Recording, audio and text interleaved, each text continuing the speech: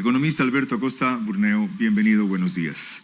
Nos place cerrar con usted un ciclo en el cual hemos consultado a muchos actores y analistas de opinión en lo económico, entre los que recuerdo 2 veces Augusto de la Torre, 2 veces Marco Flores, 1 vez Abelardo Pachano, 1 vez Fausto Ortiz, 1 vez Jaime Nebot, 1 vez Patricio Alarcón, en estas 2 semanas de emergencia nacional que concluyen hoy, entre los que recuerdo.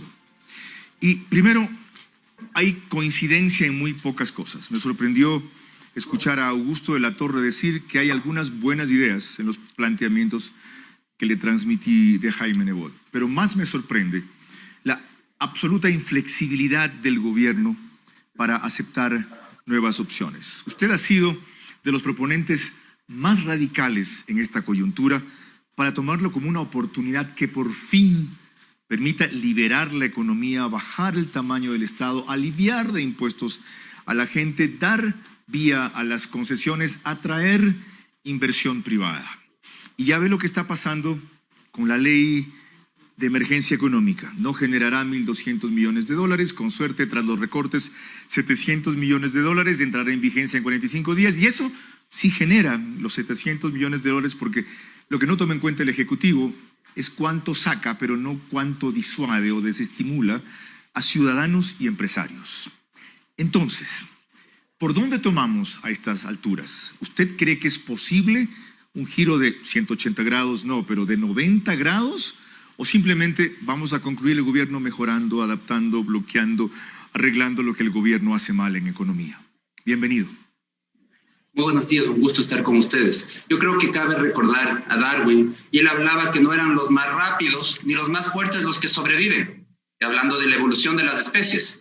Hablaba de los más flexibles, los que sabían adaptarse mejor al cambio. El escenario ha cambiado en 180 grados. No podemos pensar hacer lo mismo en un escenario distinto. Hay que entender que estamos frente a una triple crisis. Esto no es un problema exclusivamente sanitario. Es un problema sanitario, pero también es un problema económico y es un problema social. Y no podemos olvidar las 3 aristas. ¿Qué es lo que sucede? Si vemos solo desde un enfoque, por ejemplo, el tema médico, la solución es quedémonos en casa durante 3 meses, 4 meses, 5 meses. Y probablemente las cifras del virus bajen a niveles mínimos. ¿Pero qué hemos causado? Un problema económico y social de la población que vive del día a día, del trabajo del día, y que si no trabaja, no come. Por eso es que hay que llegar a esos equilibrios y tratando de solucionar al mismo tiempo el problema de salud, el problema económico y el problema social. Y eso es más complejo que decir el día lunes volvemos a trabajar. No es así. Tenemos que hacer las cosas distintas y por eso es que yo creo que este es el momento para dar ese giro total.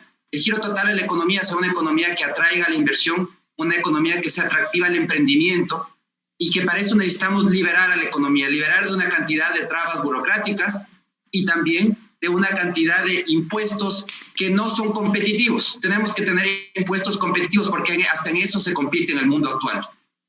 Bien, primera premisa. Usted sostiene que es el momento de un giro de 180 grados, no solo de 90, como sugería yo. Segundo, que hay que combinar las 3 aristas, salud, economía y social. Lo de salubridad, lo económico y lo social. Y tercero, ha dado algunos lineamientos de qué propone. Hay que liberar la economía, hay que adoptar impuestos competitivos, hay que atraer más inversión. ¿Cómo? Necesitamos reformas estructurales.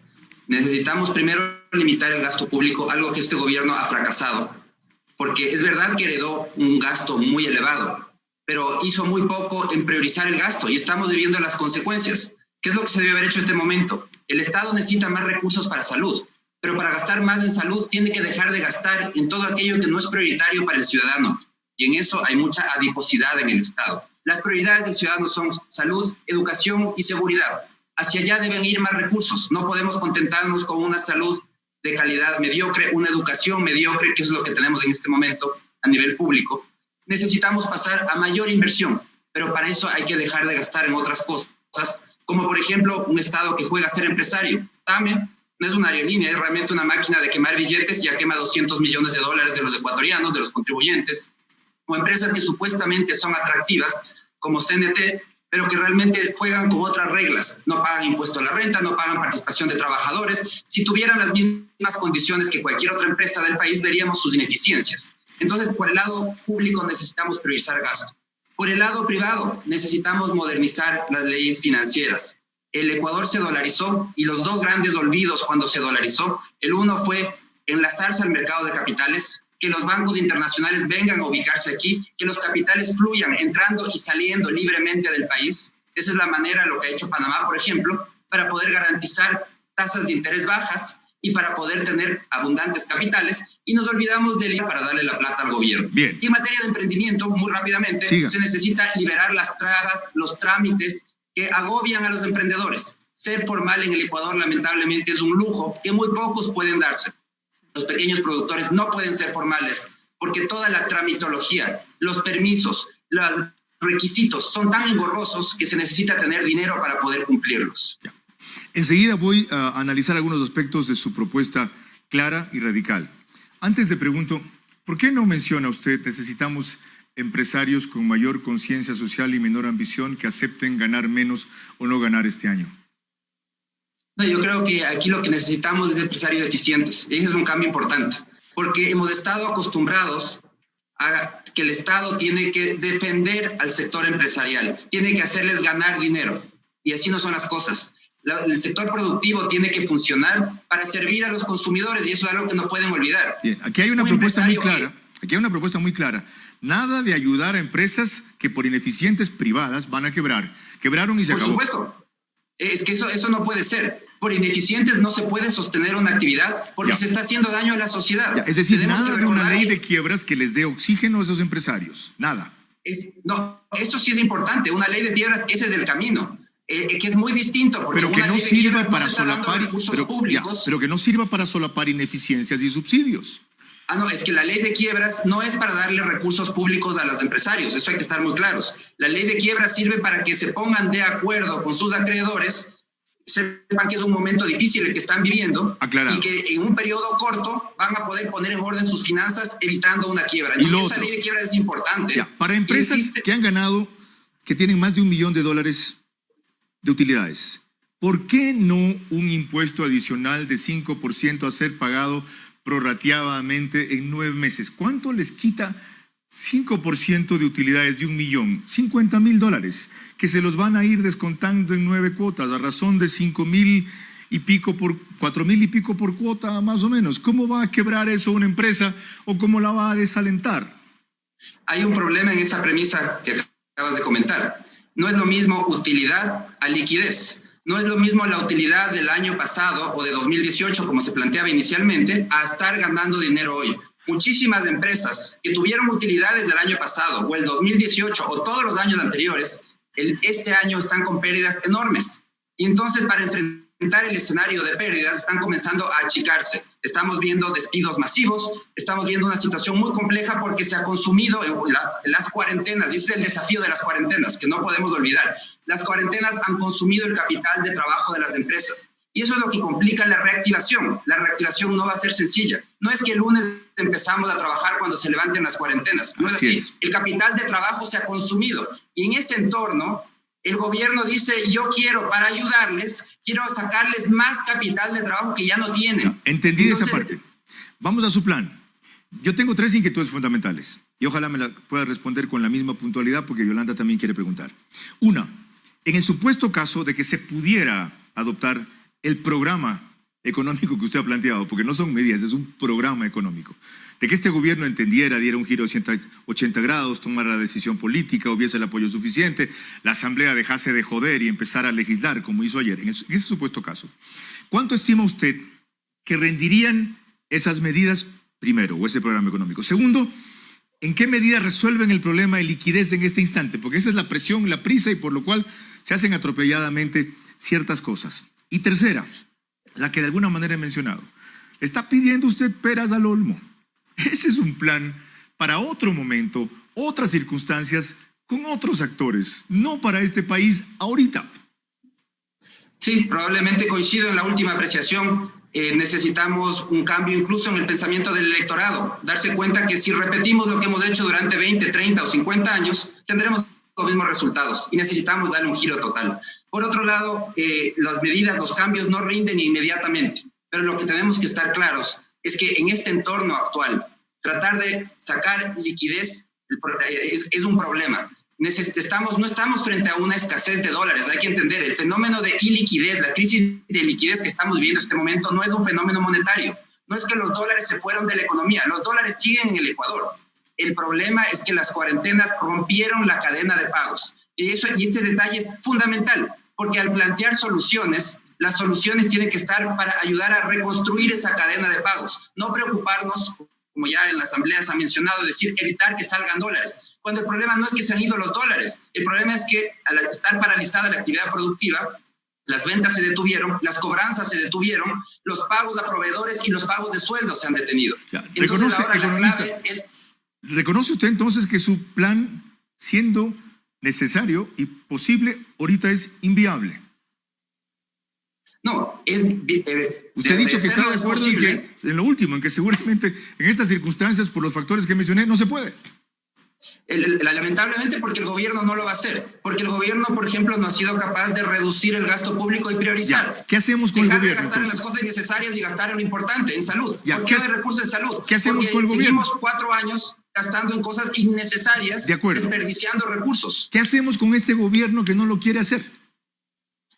Tiene que haber una presión social. No podemos los ciudadanos seguir aceptando que de manera recurrente, porque esto de aquí es ya de varios años, sucede algo, un gobierno poco preparado, porque nunca los gobiernos se preparan para las contingencias, a pesar de que siempre tenemos fenómenos del Niño, terremotos, ahora la pandemia, siempre hay contingencias, la vida está llena de contingencias, por eso es que los ciudadanos contratamos seguros, pero el gobierno no, el gobierno vive alegremente una fiesta hasta que viene el terremoto, viene la contingencia y no tiene plata y ahí se acuerda de los ciudadanos. La diferencia es que lo que está haciendo ahora el gobierno es como si en el terremoto de Esmeraldas quisiera cobrarle las contribuciones a los mismos damnificados. Esa es la diferencia, porque en este momento todo el país es damnificado.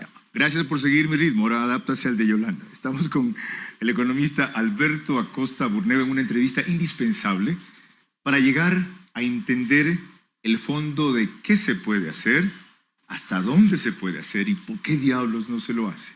Yolanda.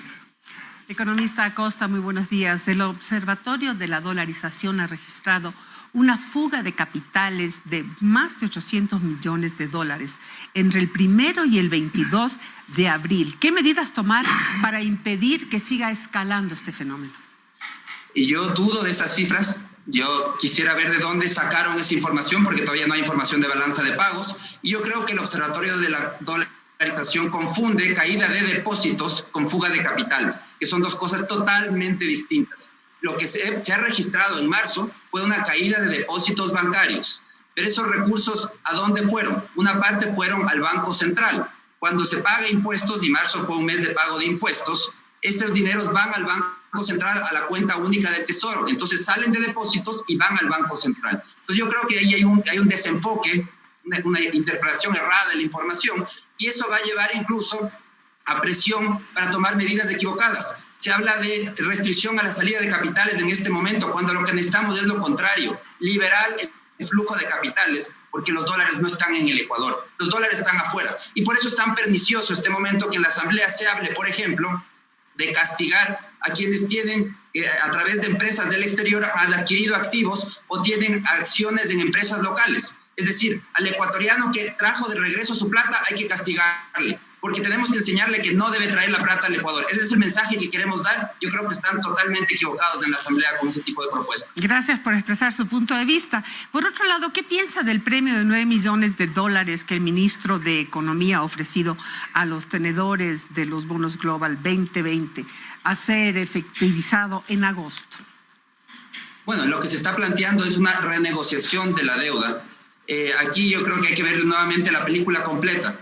Al final del día lo que les está pidiendo y les va a pedir a lo que se ha pedido en este momento es una extensión de plazo hasta agosto para durante ese plazo poder renegociar esos bonos. Los bonos los tenedores de bonos no van a tener un premio al final del día, van a tener un castigo, van a tener que aceptar un corte de pelo, igual que lo solicitó Argentina, no sabemos en qué magnitud, pero el gobierno lo que está planteando es renegociar todos los bonos, cambiar todos los vencimientos, y eso probablemente va a implicar también reducciones en el pago de intereses, es decir, que van a tener que asumir una parte de la pérdida de los tenedores, y eso es lo que se está esperando en el mercado, por eso el riesgo país está tan elevado. Entonces, al final del día no hay que ver los componentes sueltos. Al final del día el recorte que van a tener probablemente sea bastante alto, y el resultado neto es que en estas circunstancias los tenedores, al igual que en el caso argentino, van a tener que asumir una pérdida por la difícil situación que está viviendo el país y que no puede pagar las deudas en las condiciones actuales. Y eso es el proceso que estamos viviendo. Este ofrecimiento estaría registrado en Luxemburgo, si no me equivoco, y también habría dicho el ministro de Finanzas que fue una suerte de mentira que él habría expresado para convocar, para atraer a los tenedores a sentarse a negociar. ¿Qué opina al respecto? Yo no mencionaría como una mentira, es parte de los procedimientos para ese tipo de renegociaciones. Y lo importante al final del día, aquí hay que esperar hasta el fin de la película. Estamos queriendo juzgar antes de que termine la película. Estamos en los primeros 15 minutos de la película y queremos decir esto ya va a terminar de tal o cual manera. Necesitamos ver cómo termina esa negociación. No la sabemos todavía. Este es un proceso que tiene que darse y al final del día podremos evaluar y decir cuánto de esa pérdida tuvieron que asumir los tenedores, pero estoy seguro que van a tener que asumirla, igual que en el caso argentino, están todavía negociando. Pero también el gobierno ha planteado que asuman un corte de pelo, como se llama, es decir, que se reduzca el valor que se les debe, que ellos lo asuman como pérdida, para poder devolver sostenibilidad a las finanzas públicas. Y sobre todo, en el caso ecuatoriano, lo que se busca es que los vencimientos ya no sean tan fuertes en un año determinado, poder distribuir de mejor manera durante todos los años un poco de pago de esas deudas, para que de esa manera en ningún año se ahorquen las finanzas públicas. Muy bien. Economista, no puedo creer lo que le estoy oyendo. O sea, ¿bloquear no es mentir? ¿A qué se refiere con bloquear? Le dijo el ministro de Finanzas a Patricio Alarcón, y lo divulgó públicamente Jaime Nebot, que había dicho que pagaría este premio a los tenedores de bonos y que les pagaría en agosto con ese premio a cambio de que en marzo, abril, mayo, junio, julio no se paguen esos intereses por 811 millones de dólares. Y cuando le reclaman, dice, no, yo los estaba nada más interesando, pero finalmente no les voy a pagar. No, yo creo que hay no sé qué es la declaración del ministro. El país se comprometió a ese pago, va a tener que hacer ese pago, ese pequeño pago, pero en lo que está muy claro es que al final del día, 802 millones de dólares en esta crisis. No, estamos hablando de esa compensación para negociar. Ya, okay. Los 800 millones del país no va a pagar. Ya, eso hay que estar muy claros. ¿Cuál compensación para negociar? Es para negociar. ¿Cuál es compensación? Un valor que se paga para negociar, para que se sienten a negociar. Eso que hemos llamado premio. Exactamente. A ver, se lo voy a leer. Usted dijo que no existe. Un ratito. Usted sabe inglés técnico mucho mejor que yo. Reduce the interest amount due on the first originally scheduled interest payment date occurring under each series of security on or after March 27, 2020 by US 0.50, 50 centavos, for each US $1,000 principal amount of such securities and prosigue. Este es el premio. O sea, no nos estamos inventando Yolanda y yo un dato. Hemos visto el documento. No, es real ese premio, ese es un incentivo para que se sienten a negociar. Lo que hay que estar muy claros es que al final del día, ¿cuánto más vamos a pagar? El resultado de lo que estamos haciendo en este momento es una renegociación en donde probablemente va a haber un corte de pelo en los intereses. Entonces el resultado neto es que el país va a pagar muchísimo menos. Los inversionistas van a tener que asumir una pérdida en el Ecuador, igual que lo van a tener que hacer con Argentina. Entonces aquí hay que estar muy claros. Ese valor pequeño de ese premio no va a incrementar el pago y los 800 millones no se van a pagar en agosto. Lo que se está haciendo es abriendo el plazo para renegociar esas deudas. ¿Sabe qué? Lo que usted ha explicado debería decir el ministro de Finanzas. ¿Ok? Le ha hecho un favor. ¿Ok? Y le ha hecho un favor al país al interpretar como usted cree que se debe este tema. De verdad, le agradezco, aunque evidentemente discrepo. Lo otro, ¿cómo juzga que el FMI nos trate a nosotros por puchuelas, por cuentagotas? 643 millones de dólares aprobados la semana pasada, que no vendrán enseguida. Cierto es que solo para el tema de la emergencia, mientras Argentina, no por el volumen de la economía, sino por el trato y el comportamiento con el FMI, lo apoya en lo que está haciendo. No, yo creo que el FMI ha sido extremadamente comprensivo con el Ecuador y realmente con todos los países, pero en el caso ecuatoriano hay un tema de fondo, hay un problema en las estadísticas que no entiendo por qué no se dieron cuenta a tiempo. No estamos hablando de poco, es un problema desde 2012 y que para el año pasado implica que el déficit sube en 2.000 millones de dólares. Correcto. No es un monto cualquiera. O sea, Y genera entonces, desconfianza todavía ese manejo porque parte de la corrección estadística se tuvo que hacer en ese periodo, en este. Se hizo para todo el periodo y lo que hay que estar muy claros, significa, ahí uno puede ver la buena voluntad del Fondo Monetario, porque tranquilamente podía interpretar, me quieren engañar. Y yo detengo todo el financiamiento. Y vemos que ya hubo un comunicado hace pocos días, sí, el viernes, indicando que da por superado el problema, que han sido corregidos las estadísticas y que de esa manera retoma la actualización del acuerdo. El financiamiento que recibe cada país depende de la cuota que tiene aportada al fondo. Entonces, en el caso ecuatoriano, el financiamiento de emergencia podía llegar hasta 1.000 millones como máximo, pero existe una gran cantidad de reglas. No es y realmente hay poca discrecionalidad por ese lado, hay bastantes reglas. Se consiguieron estos 600 millones de dólares y pronto debemos también, una vez solucionado este impasse con el FMI, debe venir los fondos atrasados, porque recordemos que no hubo desembolso en marzo. Debemos recibir ese desembolso de marzo y pronto, cuando lleguemos a junio, tendremos que recibir también el de junio. Y ahí es donde yo no entiendo algo. No pensaba preguntar esto, pero después del apoyo que usted le da a la vez el respaldo del FMI, la explicación que le encuentra para que en algún momento se haya echado para atrás y el impasse resuelto.